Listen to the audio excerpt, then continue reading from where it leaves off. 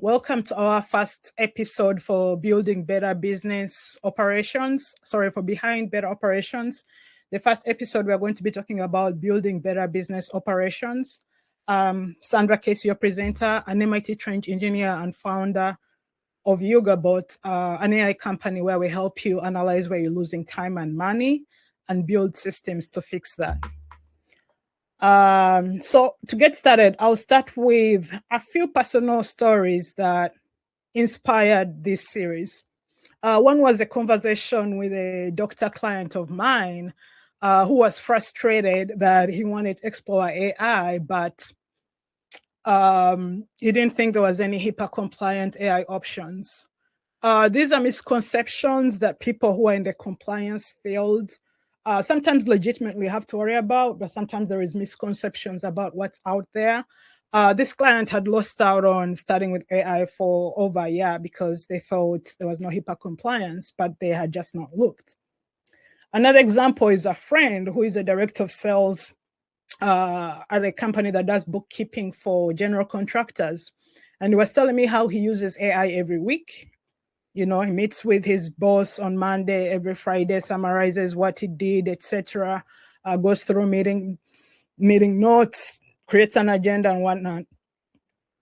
And he was proud of his workflow, but every Friday he would do the same thing, copy and paste here, copy and paste from AI into various tools, repeat, copy and paste the prompt, etc. And he wasn't using something like Skills. I don't know if any of you have experience using AI and you copy paste. If that has been your case, you know, you can put in the chat. But I bring it up because for as long as there is still all that manual work, copying and pasting, you're missing out on the automation abilities that have come up with AI. So with that, let's talk about what we can learn from those two stories. It's not that people don't know about AI. It's not that they don't have access to these tools, but they have operations problem that mean even if they use AI, it can still be done inefficiently. So, in order to be able to use AI efficiently, you need to go to the next layer, which is automation.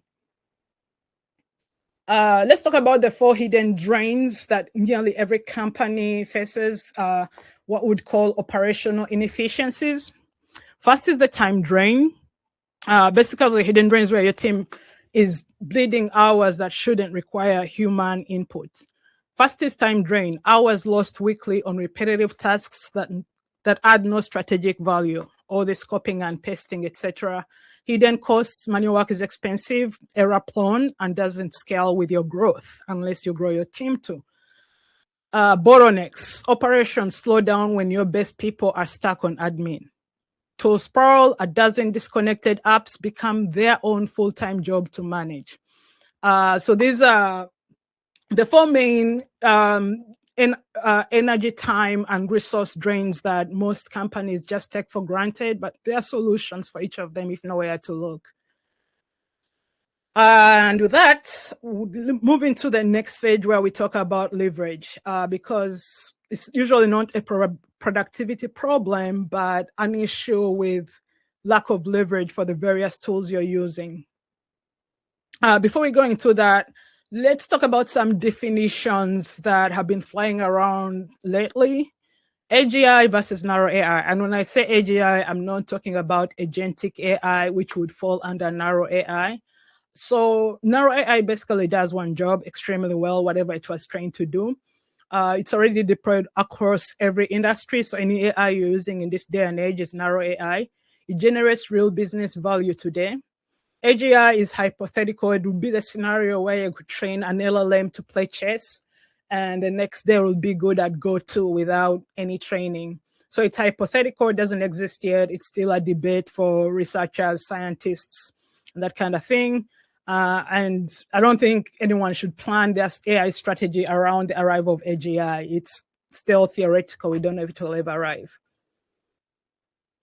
So yeah, to double down, why not waste for AGI? Many companies over the last 2 years or so have been leveraging the benefits of AI and automation. Here are some stats from Stanford AI Index from last year: 280 times drop in AI inference costs in 18 months. So it's getting cheaper over time. Again, from the Standard AI Index last year, 71% of companies now use generative AI, up from 33% a year earlier. And finally, from McKinsey, 88% of organizations now use AI in at least one function. So don't get left behind. You know, people are already seeing benefits, and it's gotten cheaper over the last 18 months. So let's talk about what AI actually means today. You don't need to know how each of these works, just which box solves your problem. So first we have foundational models, language reasoning, and general knowledge. Those are the models behind GPT, ChatGPT, Gemini, Claude. Next we have multimodal, which is models that don't just deal with text. They can have eyes, cameras, see, hear, and speak in one model, image, audio, video together. Then we have voice agents, real-time conversation. With AI, you can have these agents answer your phone call, and AI processes the conversation and whatnot, and talks to the client. Some examples that are popular these days are Bland, 11 Labs, and Vapi. Then we have workflow automation, which is connecting your tools. You could connect your Gmail to your marketing, to your CRM with Make.com, N8, or Zapier. Now, then we have coding agents, which may not be necessary for most businesses, but writes and ships code. Examples are Claude Code, Cursor, Codex, I think from the makers of ChatGPT. And finally, we have co-work agents. These are agentic AI that does real multi-step work. And the big example that we're using these days is Claude Co-work. We shall be diving deeper into the co-work agents and workflow automation in future webinars. But for now, I just wanted to give an overlay of what AI looks like today. Most people think ChatGPT, when they think AI, they think ChatGPT. And I have a question. What AIs have you guys been using? Have you tried ChatGPT, Claude, Gemini, or maybe AI in tools like Canva? But my point is, AI is beyond ChatGPT, beyond the chatbot, and we're going to see some of those capabilities, especially when it comes to automation. Because with the ChatGPT or the chat interface of AI, there is a back and forth as opposed to continuous persistent work across various tools, which is what co-work gives you. The 4 levels of AI. The level determines what's actually possible. Not the brand name of the tool that you're using. So for instance, chatbots, those are great for answering questions that your staff is trained to answer over and over again, maybe frequently asked questions, maybe you're shipping company and people want to know how long things tend to change. Questions that people would ask your staff, you'd have to answer. The chatbot does it in real time. And then we have workflows. This is automating steps, okay? Go pull this lead list from Excel, then clean it, pass it through ChatGPT and enrich it, etc. And then find their LinkedIn and add them to our CRM. So automating all those steps.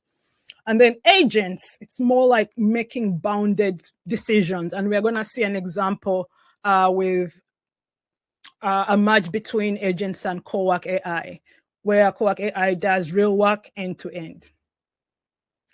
So let's talk about the evolution of automation.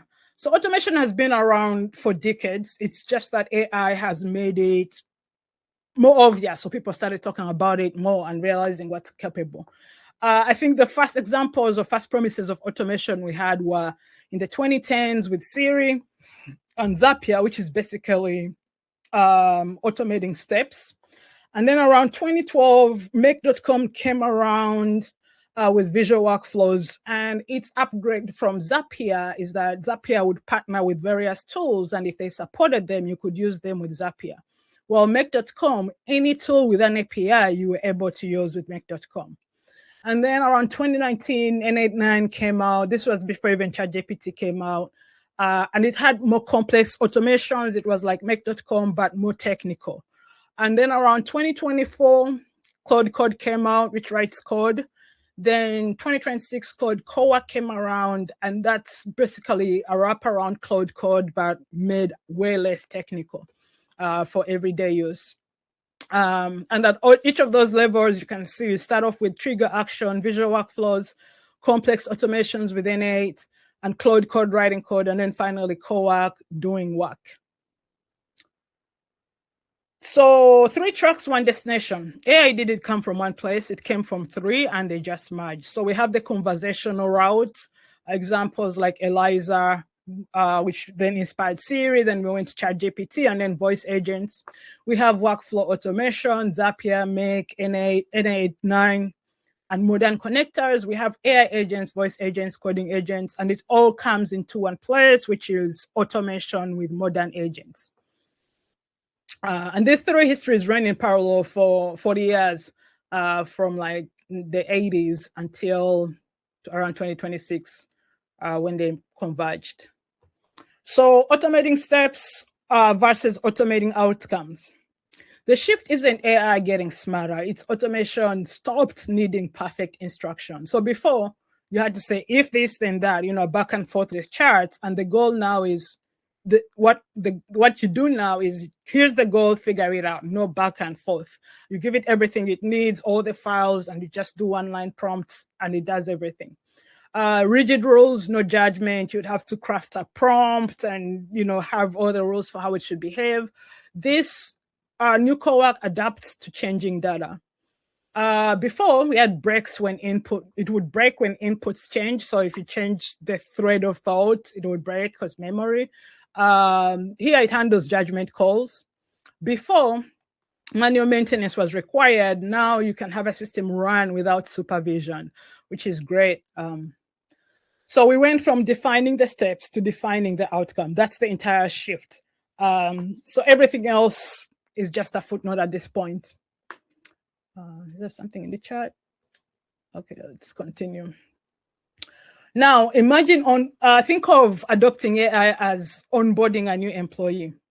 On day 1, you teach them how the business works. This is the same for ideas for AI. So you need to teach them how the business works, you need to teach AI how your business works, how you write your newsletters, etc., whatever you want it to do for you, where things live, so you give it access to your Google Drive, your Gmail, etc., how reports get written, so you give it some examples of past reports, your terms, and your customers. So kind of like an employee handbook. With that, let's dive into Claude Cowork. It's basically an AI system that reads your files, understands your businesses, and executes real tasks. So first, it understands context, reads documents, emails, and your business rules, etc., whatever you've connected to it, executes works, creates files, analyzes data, generates reports, and then runs automatically. You can even schedule the tasks with 0 human involvement after the setup. So if it's something you do every Friday, you can just tell Cowork every Friday at 10 a.m., use this skill, which we're going to talk about, to do X, Y, Z, and you don't even have to be at your computer for that to happen. With that, we're going to talk about what makes Claude Cowork unique and how it works. So the first thing is skills. Think of these in the analogy of onboarding a new employee. Think of skills as workflow taught once, reused forever. So if, for instance, you have a prompt that works great for you and you're reusing it all the time, you can turn that into a skill. Or if you're a YouTuber and you find a process, maybe you're working with Cowork at some point, you're going back and forth trying to find the ideal workflow and it does a good job, and you're like, okay, you did a good job here, summarize this conversation into a skill so that next time you don't have to go through all those steps all over again. So like, for instance, the Friday sales report skill could be like, read the spreadsheet. You could, define how it reads the spreadsheet and interprets it. You could define a skill to apply company rules or draft and send a summary. And it can just be on a schedule every Friday, just reuses that skill over and over again without you needing to do anything. The next one is connectors. This is where, in the analogy of onboarding a new employee, this is where the information of the company lives, basically. So connectors in Claude, they connect directly to your tools. So you no longer need to copy and paste, no manual sync. So for instance, if I'm creating slides for this presentation, I can connect my Google Drive and my PowerPoint, present my PowerPoint to Claude Code, and then I can have a folder locally where I put other examples or sources that I'm using to get info for my presentation, and I give it one command. And since I've connected all the relevant things, when it's done creating the PowerPoint, it will automatically upload it to Google Drive and also in the local folder. So you don't have to manually come in, copy what it has in CoWork to go into your Drive. You just go to Drive, boom, you use it. So that's just one example, but other connectors could be like email and calendar, read, write, send, and schedule, documents and sheets, Google Docs, Word, PDF, Excel sheets, etc. CRMs and automation, Salesforce, HubSpot, Notion, scheduled flows. And even some of these connectors already have AI within themselves. But if you didn't want to keep going back and forth, maybe you're using Claude to create emails and you have to copy it into the draft, that's all can be done for you. And then there is a critical file called a Claude.md file. You can think of it as your employee handbook when you're onboarding a new employee. It's kind of like company memory, the tone. How do you want Claude to talk when it's writing your script for your YouTube video? What rules, maybe don't be psycho-fancy, don't talk like AI, remove M dashes. Clients, who is your audience sort of thing. What schedule? All of this written once. So an example like to an output, always professional, no jargon, format, executive summary first. Clients, never share financials externally, schedule weekly. So things like that. And with Claude CoWork, you will need, highly recommended to use a working folder locally on your machine where you put this Claude MD file along with the other files that you want Claude to have access to for maybe reference, source, get an idea how to do something that you've done in the past. And why does it matter? When you load a Claude MD file in your working folder, let's say you have a working folder for finances, a working folder for marketing and finances, something could be like never make up numbers. So it would be consistent every time you work in that folder, you have consistent behavior on every task, as opposed to having to define the roles and tone every time, like you're creating a new prompt. And then business logic is never forgotten because you can just update the Claude MD file as things change. And then you don't need to re-explain every time you use Claude CoWork. And it's easy to update as the business grows. So the Claude MD file is critical, and don't worry about it. It's just a text file. MD stands for Markdown. You can have any chat, AI, ChatGPT, Claude chat, do it for you. You can say, this is what I want to do. Can you create a Claude MD file to go with CoWork? And it will create you a nice MD file. You can look through and make sure all the rows make sense as you'd like. But that's the nice thing about that. So I wanted to mention that because it's a critical file that basically is a campus employee handbook for your AI agent. And finally, we have MCP servers. So this is like giving your new employee access to another system. So we talked about connectors, which are the official way to connect to Claude CoWork. So there is connectors for Gmail, all the popular tools, but you may be using a tool that's not popular, that does not have a connector yet. That's where MCP servers come in. And basically MCP servers is the engine behind connectors that are already with Claude CoWork. So with a connector, the MCP server, so if you find yourself using a tool that does not have a readily made connector to Claude Code, what you can do is you could either use a pre-built one, or you could go, if you're tech savvy, you could go to GitHub and find some examples, maybe some free versions that you can use, or you can get an expert to do it for you. But basically, MCP servers allow for new abilities and integrations beyond what CoWork supports at the surface. And this is good news because it means even if there is no connector, there is a way to connect basically any tool that has what we call an API to Claude Code, so you don't have to copy paste. I recently had a client come to me. They're a general contractor and they use House Call Pro to manage their clients, their projects and all that. And the client was using Claude Code for the estimates. So the jobs would come in, House Call Pro, he would go copy paste the info into Claude Code, and then he would ask him some questions back and forth. He would get the estimate and then copy everything back to House Call Pro. And they came to me, they're like, I'm tired of this back and forth, because one day they thought they had responded to the client, but it had stayed in Claude. They hadn't actually pasted it back into House Call Pro, and they lost that client. So they were like, I need this thing automated. So those are like some of the dangers of having to copy paste, and why MCP servers / connectors are a game changer. So with Claude Code, basically once you have your Claude MD file, your working folder, the connectors, the skills, don't really need the skills to start. You have set up your schedule. These are all things you can find in Claude Code. So what you need to get started, once everything is set up, the next time you use it, you're not teaching it the new stuff right now. You basically onboarded your new employee, Claude Code, exactly just like we've discussed. The business data is loaded, sales records, client files, past reports in the working folder, connectors active, email, calendar, spreadsheet, drive, etc.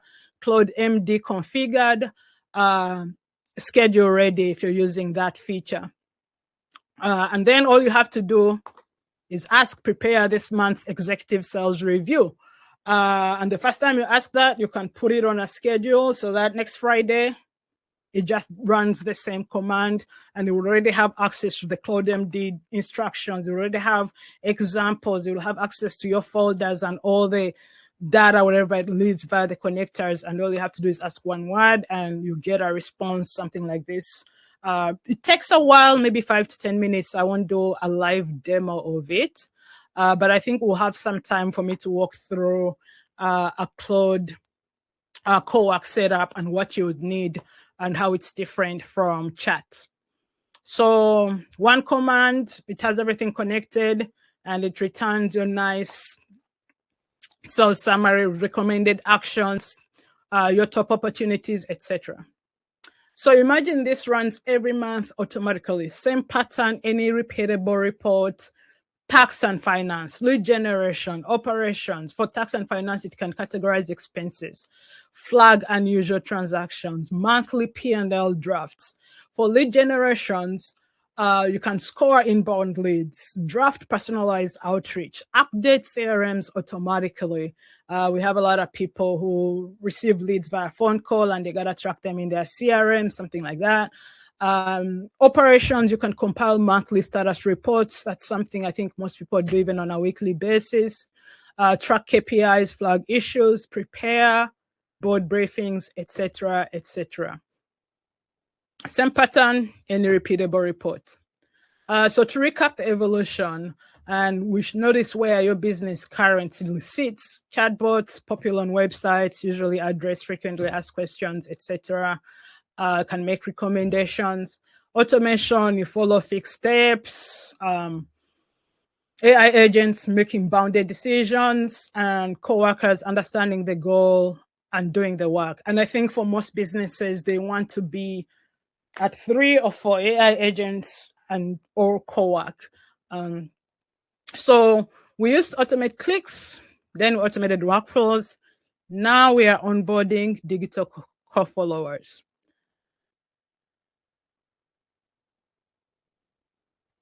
So with that, finally, I would like to say AI should understand your business, not require you to explain it every Friday.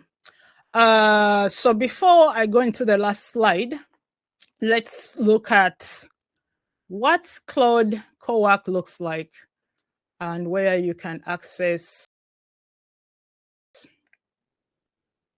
all these things. So first off, Co-work can only be accessed. You have Claude Code, you had Claude Chat. When you go, Co-work can only be accessed on the desktop version. So here, I don't know if you can see my screen. Okay, yeah, you can. So the desktop version looks something like this. To the left in the navigation over here, to the left, or the far left, you have Chat. In the middle, you have Co-work, and then you have Code. So if you go back to CoWork, I said you want a working folder that would be down here. I already have one, so you can add another, you can create one. And the idea in that working folder, you put your Claude MD file, you put examples of previous reports or designs of your PowerPoint format that you wanted to use, things like that, images, etc. And then you can add connectors here. So if you go to add a connector, you can browse connectors. There is Gmail, there is Google, there is Slack. Those are the popular ones, but you can browse through here. Let's see, a lot of people use Apollo. There you go. So that's how you add the connectors. You can add skills. You can have your own skills. You can use existing skills. Same thing there. You can add plugins, which are usually bundled skills and connectors. What else? You can also, in addition to the Claude MD file in your working folder, you have here under customizations, you have customizations for CoWork. You can have global instructions. So instructions here apply to all CoWork sessions. So this is not just, your finance folder where you don't want it to make up numbers. This is every time CoWork works. These are the global rules. Maybe never delete anything in any of the working folders, etc. But you can put global rules there. There are some settings for Claude Code that most of you won't need. And Claude in Chrome is one that I highly encourage people to enable, because once you add your connectors and you're logged in Chrome, this allows you not to need to keep logging back and forth into your connectors, as long as you're using Chrome. So what else do I want to show here? Oh, the other thing, in addition to Claude Code needing to work on your desktop and not just the browser version, you need to have the Pro version in order to use Claude CoWork. And I think the Pro version is $17 per month if you go for the annual subscription, or $20 per month if you go for the annual subscription. The other thing is you can use skills and connectors in Claude Chat. So for instance, if you go here in Chat, you can add skills and connectors. However, there are times you want to use CoWork, because even if you can use skills and connectors in Chat, it's still a back and forth kind of workflow, as opposed to give one instruction and goes and does its thing without you having to come back and forth. So that's the one thing. Claude CoWork is designed to work with multiple tools, multiple folders, over many steps without your interaction beyond the first prompt. The other reason why you may want to use CoWork is CoWork has the ability to have access to files on your computer, while Claude Chat does not. So that's a disadvantage you'd have. You'd have to upload files when you use Chat, while with CoWork, you can just give it access to a folder and it will have access to all of it. And I think the third reason you'd want to use CoWork is to do with hooks. This is a bit more advanced. Hooks and sub-agents, which are usually bundled with plugins along skills and connectors. You can only use that in Claude CoWork. So I think that's all you would need to know with regards to how to set up CoWork. I have an example here. I'll show you how I created these slides. I have my working folder already set up. And the first prompt was a whole discussion of how I wanted the presentation to flow, what I wanted to talk about, type points I wanted to touch on. And once it had that context, I told it, okay, now create the PowerPoint slides. And it took about, when I said 10 minutes, I left my desk, came back, and the deck was ready. And it used designs from my previous presentations, etc. So yeah, that is what it looks like. And let's get back to our presentation. So with that, last slide here, what's coming up in the next months. Today we covered the foundation of building better business operations. Next webinar, we shall cover finding hidden inefficiencies in your business. That will be, we're going to hold these webinars every last Thursday of the month. So I think that will be the 27th next month.